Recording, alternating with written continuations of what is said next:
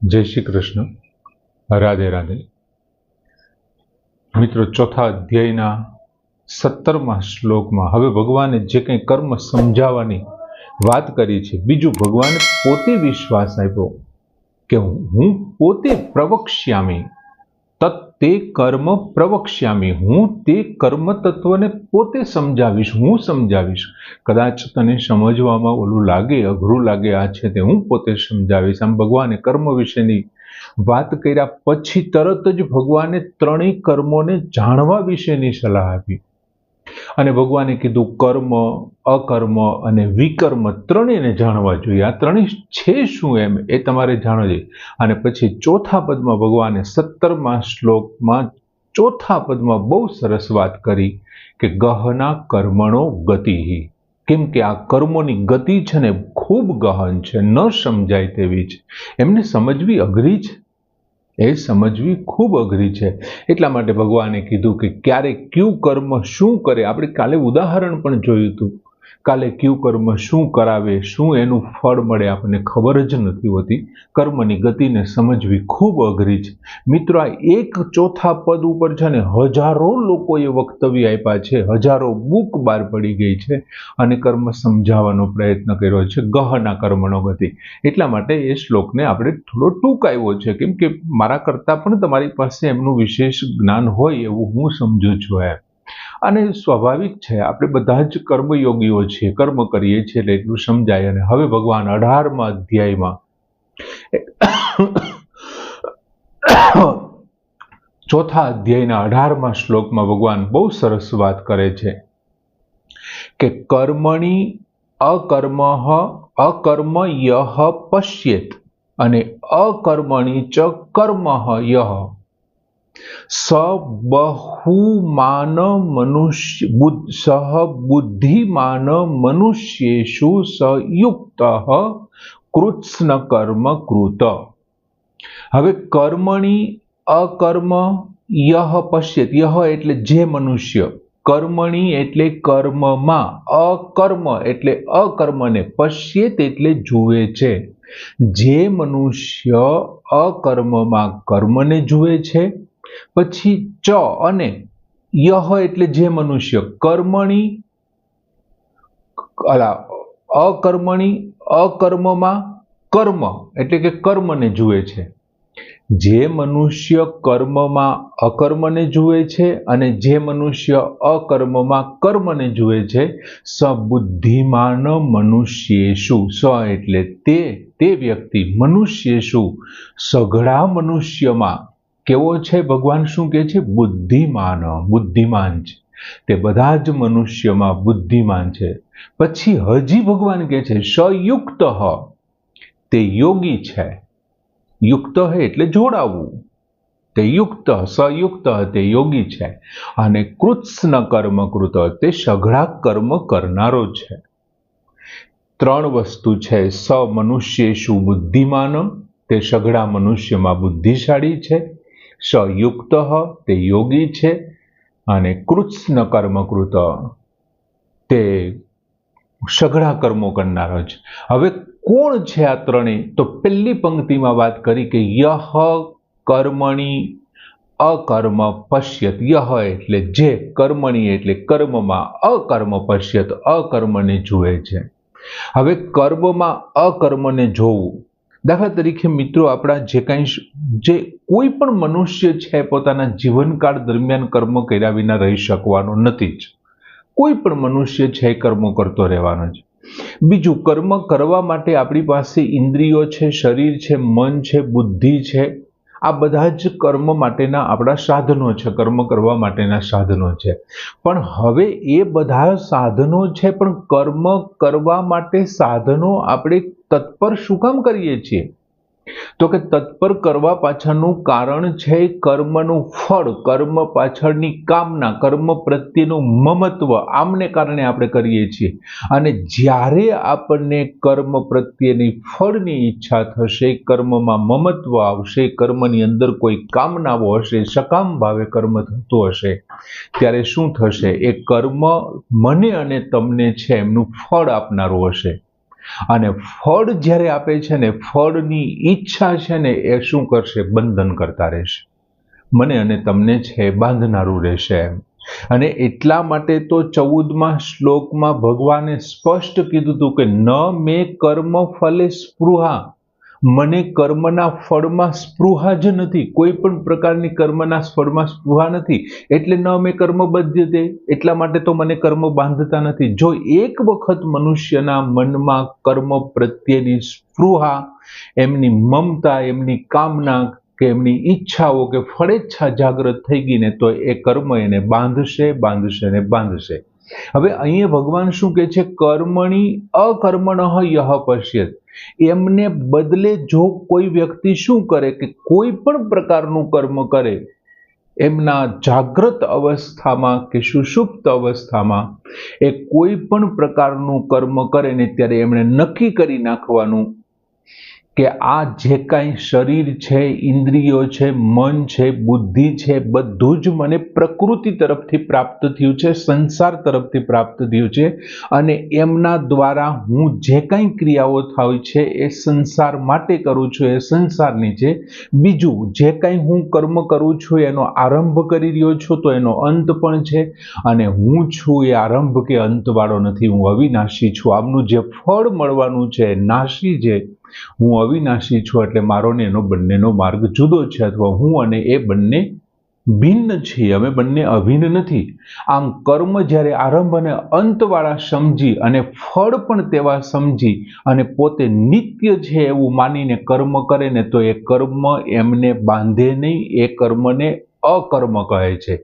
જે કર્મમાં તમને પાપ ન લાગે, પુણ્ય ન લાગે, ફળની ઈચ્છા નથી, કામના નથી, કે પછી કોઈ પણ પ્રકારનું તમારું કર્મ પ્રત્યે મમત્વ નથી, અને જે તમે કર્મ કરો છો ને એ અકર્મ છે. એટલે ભગવાન કૃષ્ણ કહે છે કે કર્મણી એટલે દરેક કર્મમાં, સઘળા કર્મમાં યહ અકર્મ પશ્યત, જે કર્મને અકર્મને જોવે, દરેક પ્રકારના એ કર્મ કરે ત્યારે અકર્મને જોવે. હવે શું કહે છે? અકર્મણી ચ કર્મય, અને દરેક પ્રકારના જે અકર્મ છે અને જે અકર્મમાં કર્મને જુએ. બીજું, હવે ઘણા લોકો એમ થાય કે આ કર્મ મારા માટે નથી, મારું નથી, મારે માટે છે, અને લોકહિતાર્થે છે, પણ એમને કારણે ભગવાને ત્યાં 47મા શ્લોકમાં, બીજા અધ્યાયના 47મા શ્લોકના 4થા ચરણમાં ભગવાને સ્પષ્ટ કીધું હતું, મા તે અકર્મ સંગ ભૂહુ, તારો કર્મ ન કરવામાં તો સંગ ન થવો જોઈએ. એટલે કોઈ માણસ એવું ન વિચારે કે મને કર્મથી કંઈ પણ થવાનું જ નથી, તો મારે શું કામ કર્મ કરવું જોઈએ? કેમ કે કર્મ કરવું તે પ્રવૃત્તિ છે, અને કર્મ ન કરવું તે નિવૃત્તિ છે. પણ પ્રવૃત્તિ અને નિવૃત્તિ બંને કર્મ જ છે. તમે પ્રવૃત્તિ કરો કે નિવૃત્તિ કરો, કર્મ કરો કે ન કરો, પણ ઉઠી વાળી અને સમાધિ ચડાવીને બેસી જાવ તો એ પણ એક કર્મ જ છે. અને એ કર્મ છે તો પછી એ તમને બંધન કરતા હશે એમ. એટલે બધા જ કર્મો છે એમને તમે અકર્મ તરીકે ગણો છો, અને એ જ પ્રમાણે બધા તમારા જે અકર્મ છે ને એમને કર્મ તરીકે ગણતા હો. આ બધું મારે કરવાનું છે. શું કામે મારે હવે આવું કરવું જોઈએ? હું મારા કર્મ કરી અને એમનું ફળ નથી ઈચ્છતો, તો પછી જે અકર્મ છે એ મારે કરવા શું કામ જોઈએ? દાખલા તરીકે દરેક મનુષ્ય છે એનો જે જન્મ થયો છે ને એ કર્મને આધારે થયો છે, કર્મબંધનને આધારે, કર્મબંધનને આધારે જન્મ થયો. તમને તમારો જે પરિવાર મળ્યો છે, તમારા માતા પિતા, ભાઈ બહેન, મામા મામી, કાકા કાકી, દાદા દાદી, જે કોઈ તમારી ફૂલ ફેમિલી જે છે ને, એમની સાથે તમારે આ જન્મનો કે આગલા જન્મનો કોઈને કોઈ તમારું ઋણ છે ને, ઋણ ચૂકવવા માટે તમને ભગવાને એ પરિવાર પસંદ કરીને આપ્યો છે. હવે તમે તમારા પરિવાર પાસેથી સેવાઓ લ્યો, એમને તમે કર્મ કરાવો, તો એ લોકોનું તમારા ઉપર વધારે ઋણ ચડે છે. એમને બદલે તમે તમારા પરિવાર પાસેથી સેવા ન લ્યો અને ઉલટું તમે માતા પિતાની સેવા કરો, ભાઈની, ભાભીની, બહેનની, પત્ની, પુત્ર, બધાના ઋણ તમે ચૂકતે કરી દો, અને એના બદલામાં તમે કંઈ પણ આશા ન રાખો. જો અકર્મણી ચ કર્મયઃ, કોઈ પણ જાતની આશા વિના બધા જ કર્મ કરવાના, પણ કોઈ પણ જાતની આશા નહીં રાખવાનું એમ. સુદામાની પત્નીએ કીધું તમે તમારા મિત્ર પાસે જાઓ અને કંઈક માગીને લાવો. સુદામાએ એક અક્ષર પણ ન બોલ્યા, એક શબ્દ પોતાના વિશે વાત ન કરી. હા, ત્યાં ઉભા રહ્યા ત્યારે મનમાં બોલ્યા. આગળનો જે આપણો શ્લોક આવ્યો ને એમના જ શબ્દોથી શરૂઆત કરી. ગુજરાતી સાહિત્યના પ્રેમાનંદે યાર, ગહન દિશે છે કર્મની ગતિ, એક ગુરુના બે વિદ્યાર્થી, એક થઈ બેઠો પૃથ્વીપતિને મારા ઘરમાં ખાવા નથી. પણ એ બધું મનમાં છે. સુદામાનું કર્મ જો, નરસિંહનું કર્મ જો, એમની પરિવાર સાથેનું એમણે કરેલું ઋણનું ચૂકતે કરવાની જે વાત છે, ઋણ ચૂકતે કરવા માટે આવ્યા હોય એવી રીતે તેઓ નિવાસ કરે છે. અને એ વસ્તુ થઈ અકર્મણી ચ કર્મણ, ઋણાનુબંધ પરિવારમાંથી ઋણ ચૂકતે કરે. બીજું, દરેક વખતે એમ માનવાની વાત છે કે આ જે કંઈનાથી હું જેમનાથી પણ કર્મ કરું છું એ બધી જ સામગ્રી મને સંસારમાંથી મળી છે, સંસારને આપી રહ્યો છું. હું એમાં મને એ લેપી જ ન શકે, હું લિપ્ત ન થઈ શકું, કેમ કે મને ફળની ઈચ્છા નથી, મને કર્મ પ્રત્યેની સ્પૃહા નથી, મમતા નથી અને કામના નથી. આમ નિષ્કામ ભાવે હું કર્મ કરું છું. એમને કારણે નિર્લિપ્ત નહીં થાય, એમનો ત્યાગ છે. મિત્રો, આપણે ત્યાગ વિશે જોયું હતું કે ભગવાન કૃષ્ણએ 18મા અધ્યાયમાં 7મો, 8મો અને 9મા શ્લોકમાં ત્યાગ વિશે કીધું કે જો તું આમને કારણે ત્યાગ કરે છે તો તારો તામસ ત્યાગ છે. જો તું શરીર ઉપર દુઃખ પડે છે ને એમને કારણે ત્યાગ કરે છે ને તો રાજસ ત્યાગ છે. એમને બદલે તારો ત્યાગ કેવો હોવો જોઈએ? સાત્વિક ત્યાગ હોવો જોઈએ. મને ફળની ઈચ્છા નથી, કામના નથી. એટલે એવો જ્યારે ત્યાગ થાય ને એ સાત્વિક ત્યાગ છે. અને સાત્વિક ત્યાગ હોય ને તો તમે અકર્મમાં પણ કર્મ કરી શકો. ભગવાન વાત કરે છે કે સબુદ્ધિમાન મનુષ્ય શું, મનુષ્યમાં, સઘળા મનુષ્યની અંદર તે બુદ્ધિમાન છે જે લોકો આવી રીતથી કર્મ કરે છે. બીજું, અકર્મમાં કર્મને જોવું અને કર્મ કરતી વખતે કે ન કરતી વખતે, મિત્રો તમે પ્રવૃત્તિશીલ હોવ કે નિવૃત્તિશીલ, તમે પ્રવૃત્તિ કરો કે નિવૃત્તિ, બંને કર્મો જ છે. એ બંને કર્મોના પ્રકાર છે, પ્રવૃત્તિ અને નિવૃત્તિ. માટે તમે કર્મ કરતા હો ત્યારે અને કર્મ ન કરતા હો ત્યારે, એટલે કે પ્રવૃત્તિમાં હો ત્યારે અને નિવૃત્તિમાં હો ત્યારે તમારા મનમાં પણ એમની ઈચ્છાઓ જાગૃત ન થવી જોઈએ, ફળેચ્છાઓ જાગૃત ન થવી જોઈએ. નિવૃત્તિ પણ કર્મ છે અને પ્રવૃત્તિ કર્મ છે. માટે જ્યાં સુધી પ્રકૃતિ સાથે તમારો સંબંધ બંધાયેલો હોય, તમારો એટલે મારો ને તમારો બંનેનો, જ્યાં સુધી આપણો પ્રકૃતિ સાથેનો સંબંધ બંધાયેલો હોય છે ને ત્યાં સુધી કર્મ કરવાની ઈચ્છાઓ આપણને કદાચ થતી રહેવાની. અને જ્યારે કર્મો છે એ કર્મ કરવાથી આપણે એવું માનીએ છીએ કે મારી સાંસારિક ઉન્નતિ થાય છે. જ્યારે આપણે કર્મ કરીએ છીએ ત્યારે આપણે એવું માનીએ છીએ કે મારી સાંસારિક ઉન્નતિ થાય છે. હવે કોઈ માણસ ગૃહસ્થ ધર્મ છોડી સંસારનો ત્યાગ કરી અને જંગલમાં માણેની એવી ઝૂંપડી બાંધી અને ત્યાં નિવાસ કરે છે, રહેવા બેસી ગયો છે, કંઈ પણ પ્રકારના કામ નથી કરતો. અહીંયા જે સવારથી સાંજ સુધી કામ કરતો તે માણસ સાવ અત્યારે નિવૃત્ત થઈ જાય છે. તો શું એ કર્મયોગી બની ગયો? ભગવાન કહે છે ના, એ કર્મયોગી નથી. કેમ કે પ્રવૃત્તિ અને નિવૃત્તિ એ બંને કેવા છે? કર્મો છે. તમે જ્યારે સંસારમાં રહીને પ્રવૃત્તિ કરો છો, કર્મ કરો છો, ત્યારે તમારી સાંસારિક ઉન્નતિ થાય છે અને તમે જંગલમાં બેસી અને હવે જે પ્રવૃત્તિ કરવાના છો, પછી દાન છે, તપ છે, જાપ છે, ભગવાનના યજ્ઞ છે, એ બધું છે તમારી પારમાર્થિક ઉન્નતિ કરાવે છે, પરમ તરફ જવાની ઉન્નતિ કરાવે છે. માટે બંને વસ્તુ કેવી છે? બંને છે કર્મ જ છે. બીજું, મિત્રો, આપણા ત્રણેય શરીરનો વિચાર કરીએ તો દાખલા તરીકે ખાવું, પીવું, ઉઠવું, બેસવું, આ તે બધું બોલવું, એ સિવાયના સ્નાનાદિક વગેરે જે કંઈ કાર્યો છે એ બધું કોણ કરે છે? સ્થૂળ શરીર કરે છે. કોણ કરે છે? સ્થૂળ શરીર. સવારથી સાંજે રાતે સૂઈએ ત્યાં સુધી આ સ્થૂળ શરીર કામે લાગે. બીજું, વાંચવું, ચિંતન કરવું, મનન કરવું, જપ કરવા, આ બધું કોણ કરે છે? સૂક્ષ્મ શરીર કરે છે. અને સમાધિ અવસ્થાને પ્રાપ્ત કરવી એ કોણ કરે છે? કારણ શરીર કરે છે. આ ત્રણ શરીરથી જે કઈ પ્રવૃત્તિ થઈ રહી છે ને એ કર્મ છે. તમે સમાધિ ચડાવી અને પરમાત્માને પ્રાપ્ત કરવાનો પ્રયત્ન કરો છો તો એ કર્મ થયું કે નહીં? પરમાત્માને પ્રાપ્ત કરવાનું. તમે ચિંતન કરો, મનન કરો છો, જે કાંઈ બધું કરો છો તો એ કર્મ થયું કે નહીં? એ સૂક્ષ્મ શરીરનું કર્મ થયું. તમે ખાઓ, પીવો, ઉઠો, બેસો, ચાલો, સ્નાન કરો, એ બધું સ્થૂળ શરીરનું કર્મ છે. એટલે મિત્રો, કારણ શરીર હોય, સ્થૂળ શરીર હોય કે પછી સૂક્ષ્મ શરીર હોય, ત્રણ શરીરમાંથી ગમે તે શરીર કામ કરતા હોય, પણ જો તમે નિર્લિપ્ત રહી અને લોક સંગ્રહ માટે કાર્ય કરતા હશો ને તો તમારું એ અકર્મણી ચ કર્મય, એ અકર્મમાં પણ કર્મ છે અને કર્મણી ચ અકર્મ, અને જે કર્મોમાં અકર્મને જુએ છે. નિર્લિપ્ત રહેવાની વાત છે. અને એને ભગવાન એમ કહે છે કે સબુદ્ધિમાન મનુષ્ય શું, આવો જે વ્યક્તિ છે દરેક પ્રકારના કર્મની અંદર નિર્લિપ્ત રહેવા વાળો છે અને પરમાત્માથી જે અભિન્ન છે. આપણે ફસાઈ ક્યાં જઈએ છીએ? એક રીતે જોઈએ ને તો હું અને પરમાત્મા, હું એટલે આપણે બધા પરમાત્મા જે છે એમાંથી છૂટા પડ્યા છીએ. તો ખરેખર જે પરમાત્મા છે એ જ આપણે છીએ.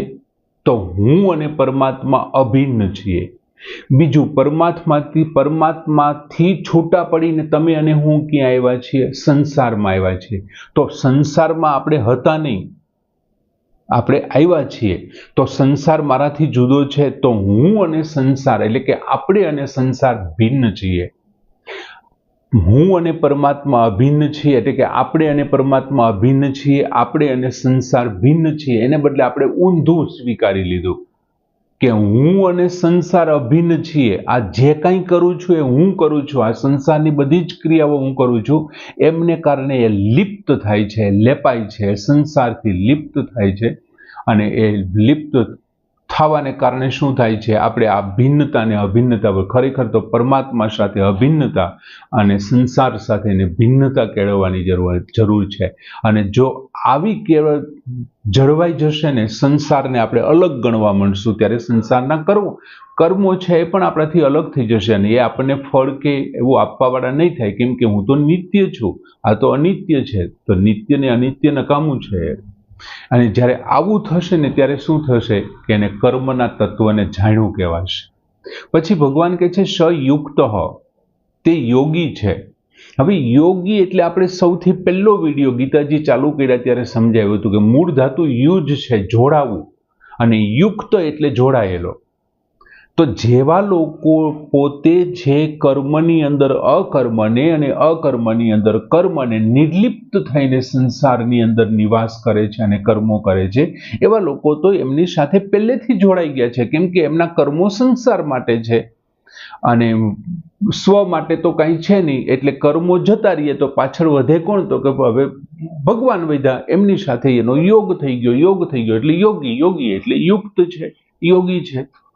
જે કર્મ છોડવાથી એમની સાથે ભગવાન સાથે પહેલેથી જોડાયેલો છે, એટલે ભગવાન કહે છે તે પરમાત્માને પામેલો છે, એટલે યોગી છે. બીજું, કૃષ્ણ કર્મકૃત, સહ કૃષ્ણ, તે દરેક પ્રકારના કર્મ કરી શકે છે. એ માણસને, જો અર્જુને શું કીધું? અર્જુનને બીક લાગી, હું આ ઘોર કર્મ નહીં કરું. જો એ જગ્યાએ આવો માણસ હોત ને, જે કર્મમાં અકર્મને જોતો હોત, તો એ શું સમજત કે હું કોણ છું આ મારવા વાળો? બીજું, આ હું જેને મામા માસી આ તે બધા ગણું છું, એ તો પહેલા હતા નહીં, થોડા સમય પછી નહીં રહીએ.